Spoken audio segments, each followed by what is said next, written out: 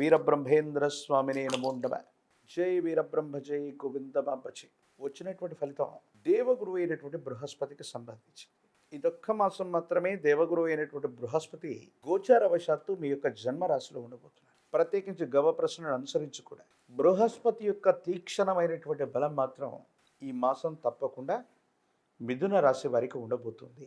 ప్రత్యేకించి మీ యొక్క జన్మజాతకాన్ని అనుసరించి వ్యయస్థానంలో ఉన్నటువంటి రవి, బుధుడు, లాభంలో ఉన్నటువంటి అంగారకుడు, ఇతర గ్రహాలకు సంబంధించిన స్థితిగతుల్ని గోచార వశాత్తు వచ్చినటువంటి అంశాలని లెక్కేస్తే మిథున రాశి జాతకుల యొక్క జీవన గమనంలో చాలా అనుకూలవంతమైనటువంటి అంశాలు కనిపిస్తూ ఉన్నాయి. దీర్ఘకాలికమైనటువంటి ప్రయోజనాల కోసం మీరు చేసేటువంటి ప్రయత్నాలు సఫలీకృతమవుతాయి. దీర్ఘకాలికంగా పెండింగ్లో ఉన్నటువంటి పనులన్నీ కూడా పూర్తి చేసుకోగలుగుతారు. శత్రువుల మీద చారిత్రాత్మకమైనటువంటి విజయాన్ని సాధించడానికి మీరు వేసే ఎత్తుగడ, మీరు చేసే ప్రయత్నం తప్పనిసరిగా సఫలీకృతమయ్యేటువంటి అవకాశం కనిపిస్తుంది.